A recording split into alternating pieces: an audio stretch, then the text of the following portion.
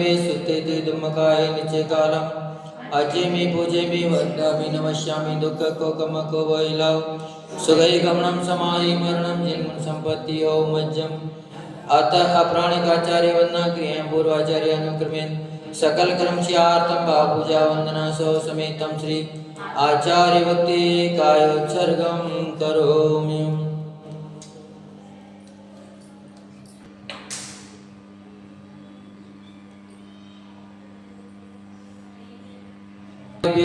स्वपरिमत भावना पटिमतिभ्य सोचय तपो निधिभ्यो नमो गुरुभ्यो गुण गुरुभ्य छत्तीस गुण समज्ञे पंच विहाचारण कर्ण संदर्शे शिष्यानुज्ञ कुशले धम्मायिरी सदा वंदे गुरु भक्ति संयमेन तरन्ति संसार सायरं घोरं क्षीणति अट्टकमं जरणं मरणं न पावन्ति ये नेत्र मंत्र होम निरता ध्यानाग्नियोत्राकुला षट्कर्मा पिरपोस्तपोदंदना साधु क्रिया साधुवा शील प्रावरणा गुण प्रहरण चंद्रार्किते ज्योतिका मोक्ष द्वार कपाट पाट निबटा पीडन्तु मां साधुवा गुरुवः पान्तो नो नित्यं ज्ञान दर्शन नायिका चारित्राणो गंभीरा मोक्ष मार्गोपदेशिका इच्छामि वन्ते आयुर्वेदसालोचयम् सम्मणानं सम्मदंसन सम्मजयितानं पंचविहाचारणं आयर्याणं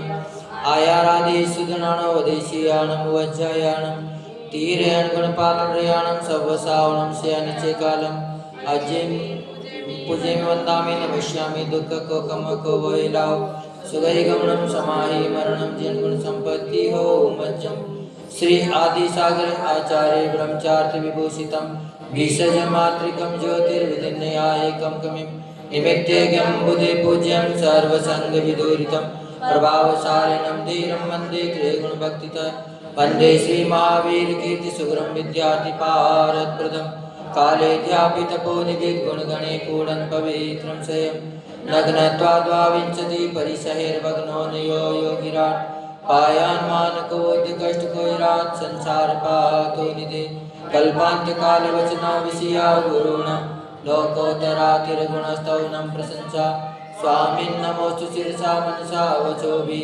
दद्यान् शिवलिमल सागर सूर्यवर्या स्वाध्याय ध्यान तप त्याग महान मूर्ति सिद्धांत सार कुशलोचन देव भक्त्या महावीर कीर्ति गुरुवर्य सुपट शिष्या नित्यं नमामि शुभ सन्मति सागराय तोभ्यं नमो रवि समातव तेजकाय तोभ्यं नमो सस्यमुज्जल वैभवाय तोभ्यं नमो दुरितजाल विनाशनाय तोभ्यं नमो गुरु विराग शिवकृताय तोभ्यं नमो परम रूप दिगंबराय तोभ्यं नमो सुजन शासन वर्धनाय तोभ्यं नमो गुरु विराग सुनंदनाय तोभ्यं नमो गुरु विमर्शयतीश्वराय तोभ्यं नमो गुरु विमर्शयतीश्वराय तोभ्यं नमो गुरु विमर्शयतीश्वराय। हे स्वामी अधिष्ठान चिति मूलमनुष्य मनियोत्क्रिय मनसा वच्चा कर्मणा कृतकार्य अनुमोदने आहारे विहारे निहारे च रागेन दोषेन मोहेन भयेन लज्जया प्रमादेन वा जागने सपने च ज्ञाता ज्ञात भावेन अतिक्रम अतिक्रम अतिचार अनाचार इत्यादि दोषा लग्ना तान च मित्वा प्रायश्चित्तानं शुद्धं क्रियातं नमोस्तु।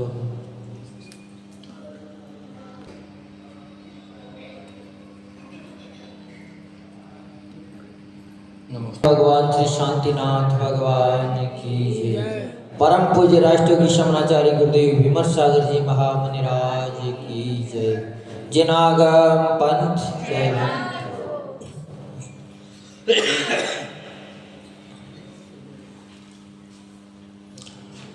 जय हो जय हो जय हो जय हो जय हो भगवान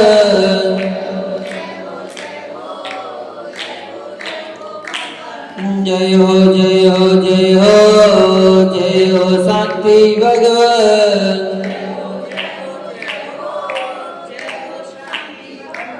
हमें आए हैं द्वार तुम्हारे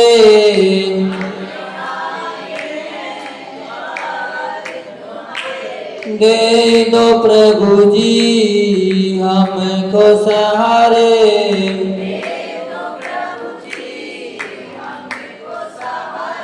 शांतिनाथ भगवन भगवन भगवन।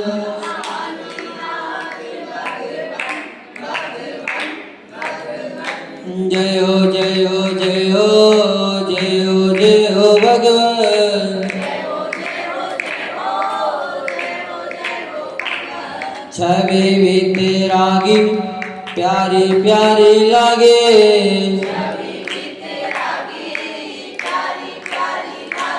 दरस जो पाया धन्य भाग जागे।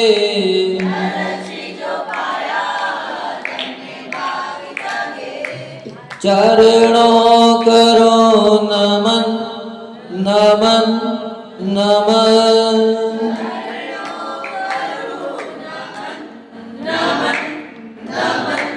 जय हो जय हो जय हो जय हो जय हो भगवान।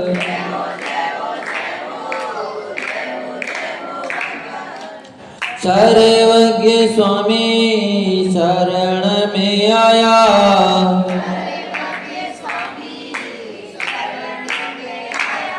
कहीं न मिला जो वह सुख पाया।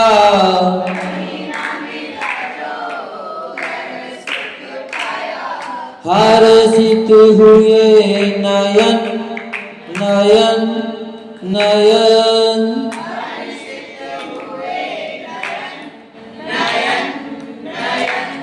जय हो जय हो जय हो जय हो जय हो भगवान।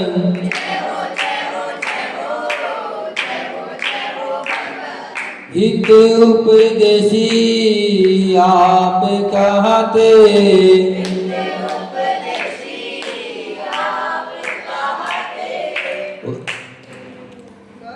हम गुण गाने भक्त बन जाते।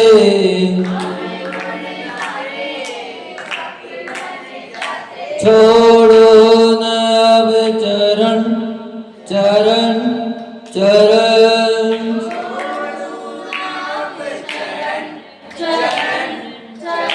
जय हो जय हो जय हो जय हो जय हो भगवान।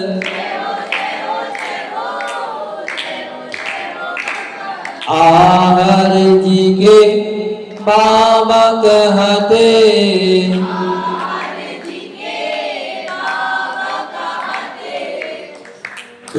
उस्मानपुर के बाबा कहते,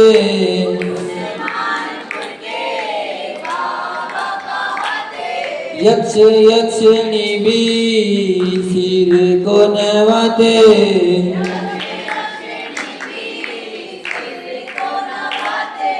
झुकते मुनिगण मुनिगण मुनिगण।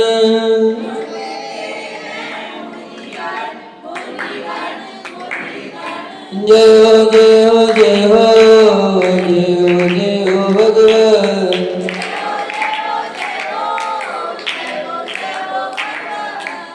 दुखिया हो कोई द्वार पे आए,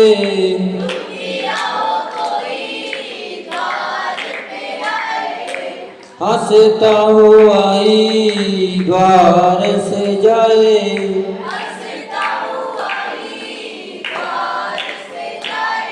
श्रद्धा हो पावन पावन पावन।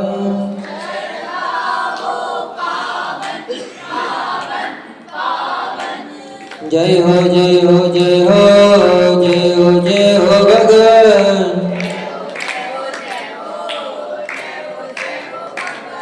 जय हो जय हो जय हो जय हो शांति भगवान। जो देवादेव भगवान श्री शांतिनाथ भगवान की जय। परम पूज्य राष्ट्रयोगी शमनाचार्य गुरुदेव विमल सागर जी महामुनिराज की जय। परम पूज्य विषम सागर जी मुनिराज की जय। परम पूज्य विषम सागर जी मुनिराज की जय। जय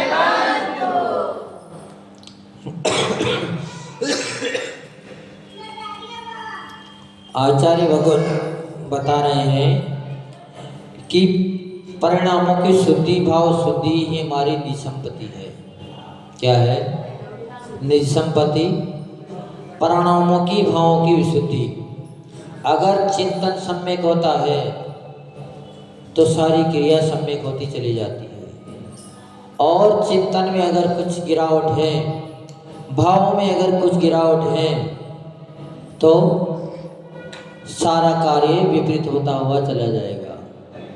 क्योंकि संसार में सारा कार्य भावों पर निर्भर रहता है, चाहे अच्छा कार्य हो चाहे बुरा कार्य। एक ही व्यक्ति बुरे विचार भी कर सकता है और वही व्यक्ति किसी दूसरे के लिए अच्छे विचार भी कर सकता है। यह उसके स्वयं के चिंतन के ऊपर निर्भर है।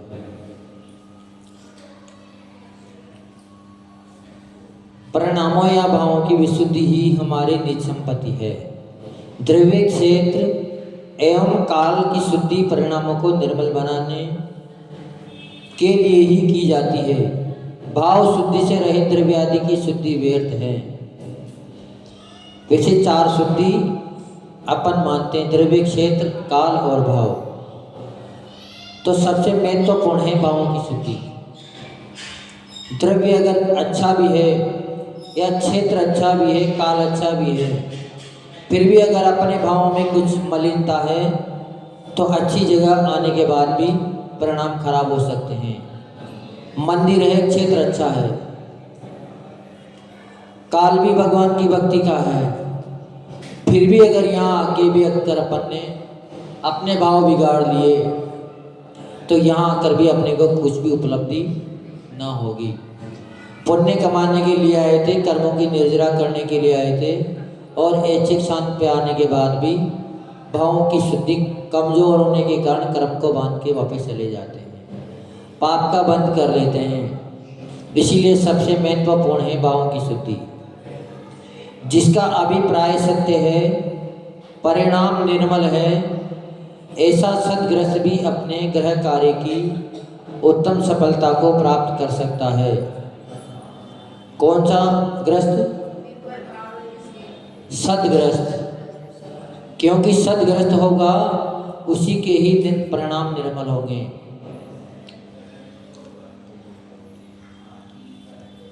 और उससे भी उत्कृष्ट परिणाम निर्मल किसके होंगे? श्रावक के। श्रावक, सद्ग्रस्त और ग्रस्त तीनों में बहुत बड़ा अंतर है।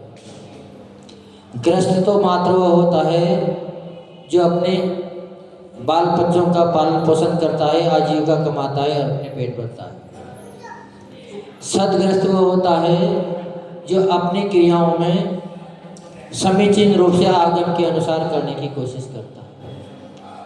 और श्रावक होता है जो श्रद्धावान भी होता है, क्रियावान भी होता है और विवेकवान भी होता है। तो तीनों ही व्यक्ति वैसे तो दिखने में समान है, तीनों की क्रिया बराबर दिखेगी, लेकिन तीनों ही लोगों में बड़ा अंतर है। तो वैसे तो अपने को श्रावक बनना चाहिए, लेकिन जो श्रावक ना बन पाए वो कम से कम सद्ग्रस्त तो बने ही जाए, मात्र ग्रस्त ना रह जाए। क्योंकि ग्रस्त का तो जीवन एक पशुवत जीवन बताया गया है। क्योंकि जो ग्रस्त कार्य करते हैं वो सारे कार्य तो पशु भी करते हैं। वो भी अपने बच्चों को पालते हैं, खिलाते हैं, पिलाते हैं, बड़ा करते हैं और अपने जीवन का निर्वाह करते हैं।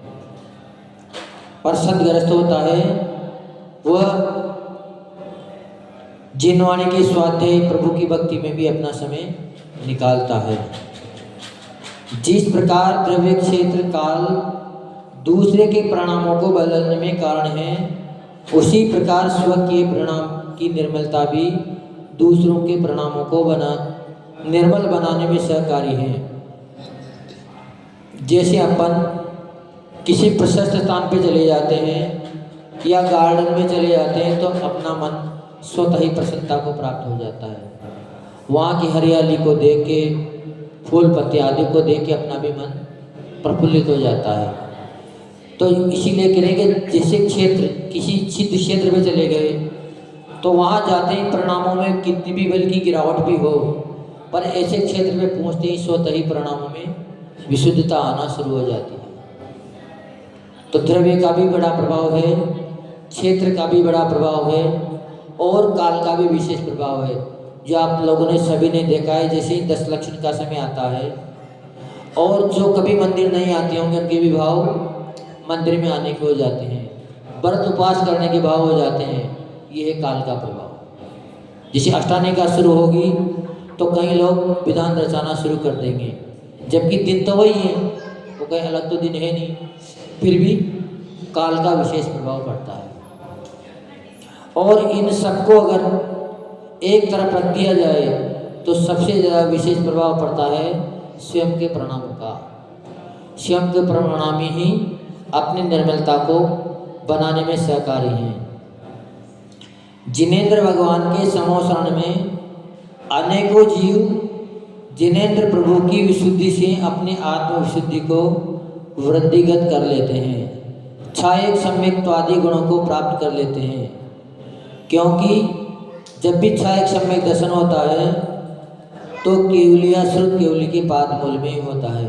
अभी पंचम काल में छायक सम्यक दर्शन नहीं हो सकता, क्योंकि ना तो अभी श्रुत केवली है नहीं केवली है, क्योंकि जिन बिंब दर्शन का विशेष प्रभाव पड़ता है। जैसी मूर्त देखते हैं, जैसा दृश्य देखते हैं, वैसे ही अपने प्रणाम होने लग जाते हैं, वैसे ही अपने भाव बनने लग जाते हैं। इसलिए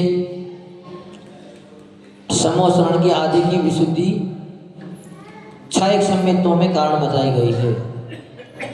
परिणामों की विशुद्धि के बिना देव पूजा, गुरु उपासना, व्रत, शील एवं दान आदि क्रियाएं पूर्णता सार्थकता को प्राप्त नहीं होती। अगर परिणामों में विशुद्धि नहीं है, परिणामों में संकल्प विकल्प चल रहा है, और अगर अपन पूजन भी कर रहे हैं तो मन तो संक्लेशित है, और जब मन संक्लेशित होगा तो अपने को उसका फल पूर्णतया नहीं मिल पाएगा। व्रत भी अगर अपन ग्रहण कर रहे हैं और अपने अपनी शक्ति से ज़्यादा व्रत कर लिए, हाँ, शक्ति है एक आसन की और ले लिया उपवास, तो 12-1 बजे तक जब तक सहन शक्ति रहेगी तब तक तो मन पूजा पाठ में अच्छा लगेगा। पर जैसे ही शाम होगी, अपने शरीर की स्थिति कमज़ोर हो जाएगी, तो व्रत भी अपने को भार लगने लग जाएगा कि इससे तो अच्छा था अपन उपवास न लेते, व्रत ही कर लेते। परिणामों में कुछ गिरावट आ जाती है। इसलिए सहन शक्ति से ज़्यादा भी नहीं होना चाहिए। हमेशा परिणाम विशुद्ध रहें, उतना ही अपने को कार्य करना चाहिए। समीचीन शास्त्रों का स्वाध्याय आदि करते समय, गुरु मुख से प्रवचन आदि सुनते समय भी परिणाम निर्मल नहीं होते तो स्वाध्याय आदि कार्य व्यर्थ हैं। अगर किसी शास्त्र को पढ़ते हुए अपने परिणाम निर्मल नहीं हो रहे हैं, विषय भोग की लालसा में अपना अगर मन लगा हुआ है शास्त्र पढ़ने के बाद भी, तो अपना शास्त्र स्वाध्याय करना व्यर्थ चला जाएगा। क्योंकि समीचीन क्रिया करने के बाद विशुद्धि का बढ़ना अति आवश्यक है और बढ़ती ही है।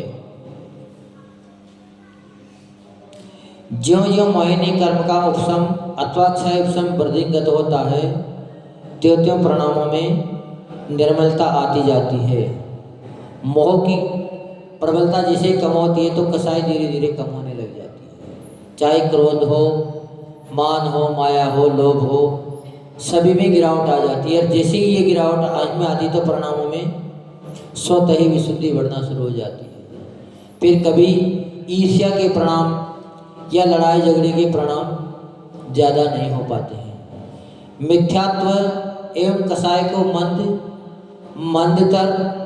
मंदतम या विनष्ट करने से परिणामों में विशुद्धि का प्रादुर्भाव होता है, और जिनका मिथ्यात्व गल जाता है उसके भी परिणाम जल्दी निर्मल हो जाते हैं, सरलता आ जाती है। अगर उस व्यक्ति से कह दिया जाए कभी यह तुम्हें क्षमा याचना करनी है, तो कितने भी लोग बैठे हैं उनके सामने भी क्षमा याचना करने में अपने आप में गलानी महसूस नहीं करता है। लेकिन जो मिथ्यात्व से कसाय से ग्रसित व्यक्ति हैं, वो कभी भी एकांत में भी किसी से क्षमा याचना नहीं करना चाहता। वो अपनी बात को पुष्ट करके मनवाने का प्रयास करता है। स्वकीय निर्मल परिणाम दूसरों की कसाय के उपशमक होते हैं। अगर अपने परिणाम निर्मल हैं तो दूसरे के भी परिणाम स्वतः ही उस व्यक्ति को देकर निर्मल हो जाते हैं। एक दूसरे का प्रभाव व्यक्ति पर जरूर पड़ता है।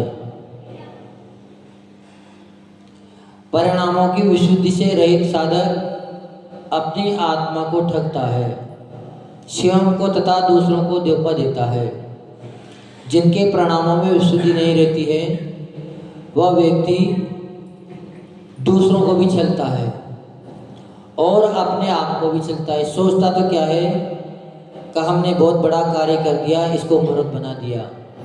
लेकिन वो मूर्ख बने ना बने, आपने मूर्ख बना दिया, उसको ठग लिया तो मात्र उसके धन की हानि हो गई। लेकिन आपके परिणाम इतने बिगड़ गए कि आप तो दुर्गति में चले जाओगे, तिर्यंच गति का बंद कर लोगे। तो कभी भी परिणामों में गिरावट नहीं आनी चाहिए।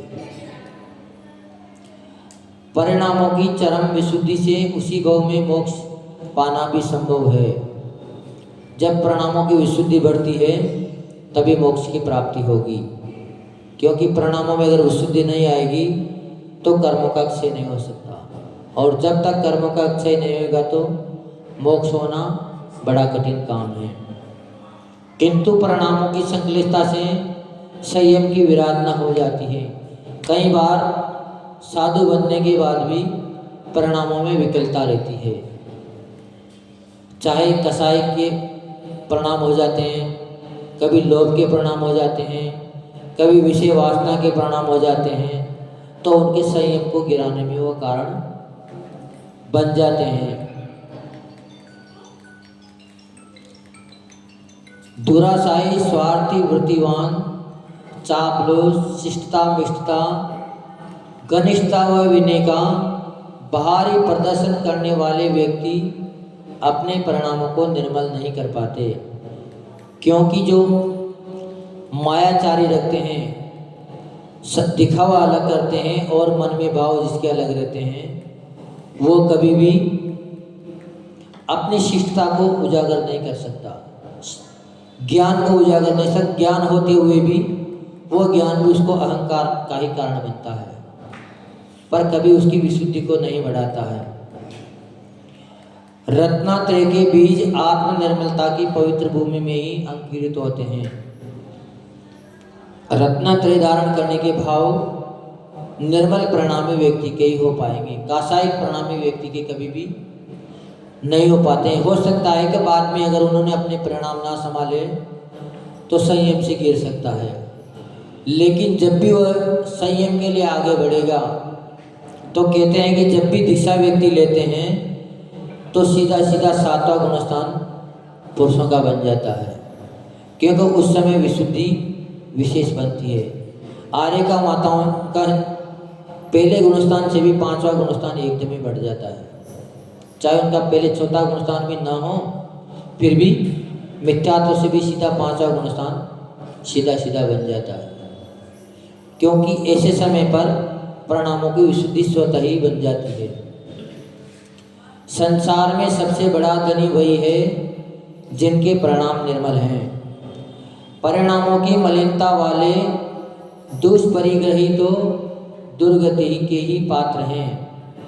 अगर सामने वो कितनी भी त्याग तपस्या कर रहे हों, लेकिन अगर परिणामों में विकलता है, कुछ मलिनता है, तो उसकी उत्कृष्ट साधना करते हुए भी दुर्गति ही उसको मिलेगी, चाहे वो कितना भी उत्कृष्ट साधक क्यों न बन जाए।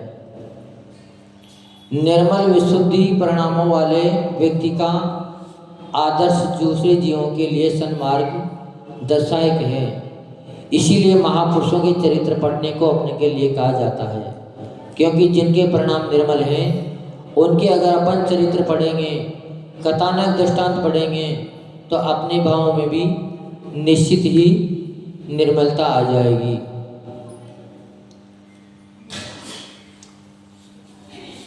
परिणामों की विशुद्धि के साथ मन वचन काय के निमित्त से हुआ अशुभ व्यापार भी पुण्याश्रव व कल्याण का ही प्रदाता होता है। क्योंकि जब परिणामों की विशुद्धि होती है तो कोई सी भी क्रिया हो वो हमेशा सम्यक होती है। परिणामों की निर्मलता से रहित साधक परोपदेश का अधिकारी नहीं होता। जिसके परिणामों में कलुषता है या राग देश है वो कभी भी उपदेश देने का अधिकारी नहीं है। उस व्यक्ति को उपदेश देना नहीं चाहिए, क्योंकि जब स्वयं को ही नहीं संभाल पा रहे हैं तो दूसरों को कैसे संभाल पाएंगे। तो इसीलिए अपने को सतत अपने परिणामों को निर्मल बनाए रखना चाहिए। जितनी परिणामों में निर्मलता रहेगी उतनी ही अपनी विशुद्धि बढ़ती जाएगी, और जैसे ही विशुद्धि बढ़ेगी तो निश्चित ही अपना कल्याण सुनिश्चित है।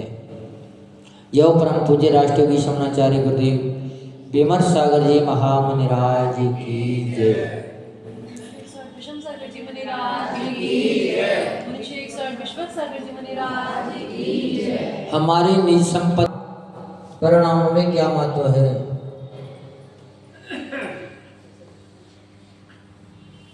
द्रव्य, क्षेत्र और काल और भाव। शुद्धि होना, मंदिर से मंदिर में आते हैं, आप सुनना, पूजा करी, पाठ शुद्धि करी तो उसका भी कोई नहीं, सब रहती है अगर भाव शुद्ध ना हुई।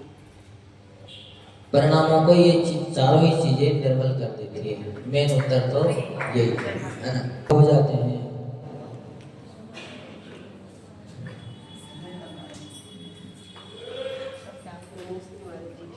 परिणामों में विशुद्धि नहीं होती तो स्वाध्याय वगैरह भी व्यर्थ हो जाते हैं।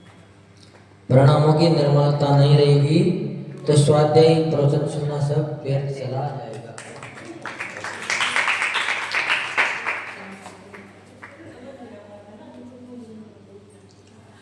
परिणामों में निर्मलता कब आती है?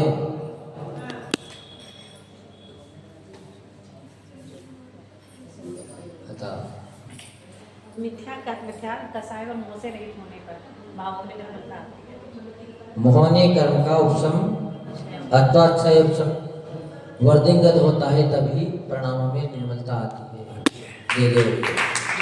जय परम पूज्य राष्ट्रयोगी शमनाचार्य गुरुदेव विमर्श सागर जी महाराज की। अब दिव्या भाभी एक भजन सुनाएगी आज। और कौन सुना रहे हैं?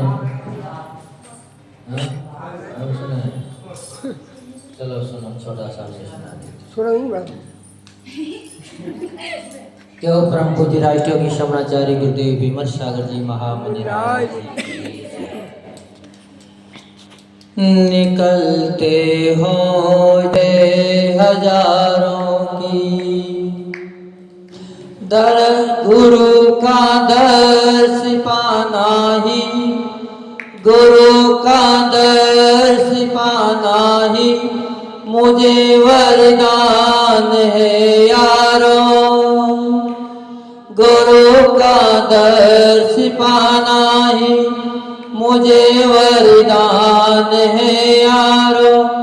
गुरु आशीष मिल जाना मेरा सम्मान है यारो।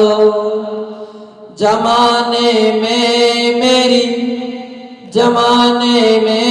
मेरी हस्ती नहीं कोई जुदा इनसे। जमाने में गुरुवर ही मेरी पहचान है यारो। नहीं कुछ में गुरुवर ही, नहीं कुछ में गुरुवर ही पहचान है जग में। गुरु संयम गुरु तप त्याग, गुरु संयम गुरु तप त्याग, गुरुवर साधना मेरी, गुरु पूजा गुरु श्रद्धा, गुरु आराधना मेरी। सदा दिल में गुरु बसते, सदा दिल में गुरु बसते, धड़कती धड़कने बनकर आस्था का दिया गुरुवर, आस्था का दिया गुरुवर। गुरु है अर्चना मेरी, रोशन करे जान को। गुरु विमर्श है, रोशन करे जान को। गुरु विमर्श है, कर्मों को जो जला रही, कर्मों को जो जला रही। गुरु वो आग है मेरी, तन मन में जिंदगी में, तन मन में जिंदगी में विरागिता लिए हैं। दुनिया में सबसे न्यारे, दुनिया में सबसे न्यारे वो गुरुवर विमर्श हमारे हैं। गुरु आशीष की छाया में, गुरु आशीष की छाया में माँ की ममता नजर आती है। प्यार गुरु का पा करके, प्यार गुरु का पा करके न पिता की याद आती है। गुरु के बंधन में बंधकर, गुरु के बंधन में बंधकर न रक्षा बंधन याद आती है। रिश्तों की सारी सौगातें, रिश्तों की सारी सौगातें गुरु चरणों में मिल जाती है। निकलते हो जहाँ सूरज, जरूरत क्या हजारों की। जो मौसम है बसंती फिर जरूरत क्या बहारों की। गुरु विमर्श जैसा है, गुरु विमर्श जैसा है हमको मिल गया साथी। नहीं जीवन में हमको जरूरत है हजारों की। जो परम पूज्य राष्ट्रपति श्रवणाचार्य गुरुदेव विमल सागर जी महाराज।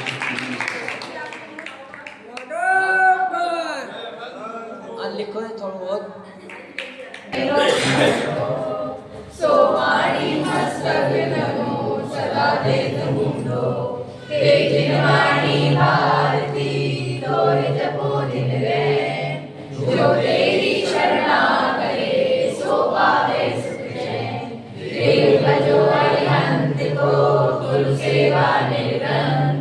दया धर्म पालो सदा यही मोक्ष का वन।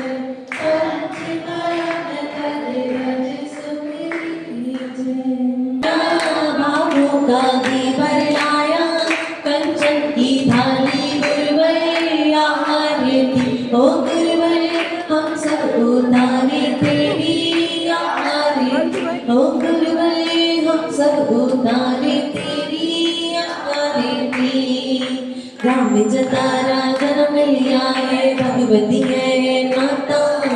राम जतारा जन्म लिया है भगवती है माता। सनत कुमार के लाल तुम्हें, सनत कुमार के लाल तुम्हें जगा रहे हैं माता गुरुवर। हम सब उतारे तेरी आरती ओ गुरुवर, हम सब उतारे तेरी आरती। पांच महाव्रतधारी गुरुवर परिचय के है जेता। पांच महाव्रतधारी गुरुवर परिचय की है जेता। मुक्ति पद के तुम ही गुरुवर, मुक्ति पद के तुम ही गुरुवर, हो सच्चे नेता गुरुवर। हम सब उतारे तेरी आरती ओ गुरुवर, हम सब उतारे तेरी आरती। बाल्य ब्रह्मचारी गुरुवर ना झूठा जगे भाया। बाल्य ब्रह्मचारी गुरुवर ना झूठा जग भाया। गुरु विराग के चरणों अंग, गुरु विराग के चरणों अंग संयम अपनाया गुरुवर हम सभी उतारे तेरी आरती ओ गुरुवर, हम सभी उतारे तेरी आरती। धरती अंबर दशो दिशाएं वंदन करती है। धरती अंबर दशो दिशाएं वंदन करती है।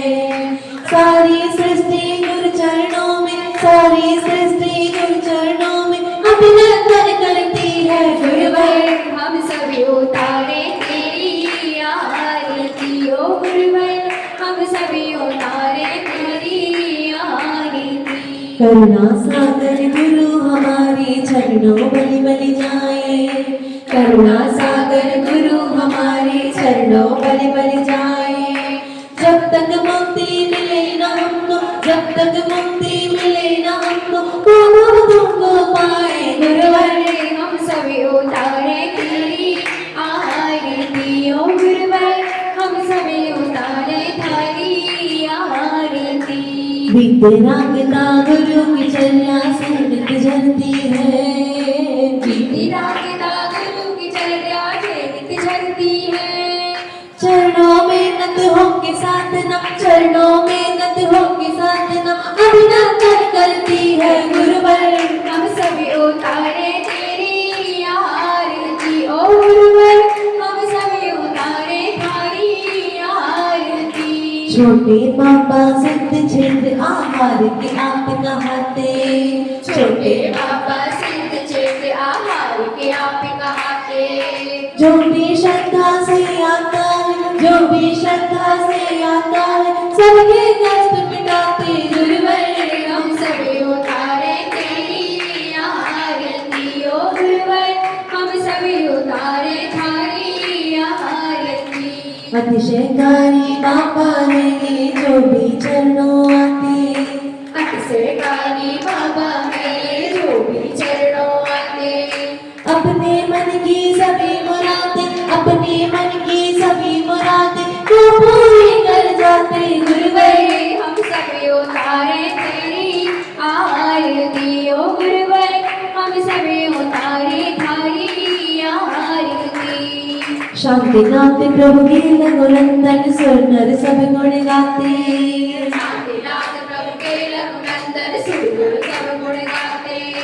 यक्ष यक्षिणी संग देवगण, यक्ष यक्षिणी संग देवगण पूजा नित्य रचाते गुरुवर। हम सभी उतारे तेरी आरती ओ गुरुवर, हम सभी उतारे तेरी आरती। रत्नों का दीपक लाया, भावों का भी भर आया, कंचन की थाली गुरुवर।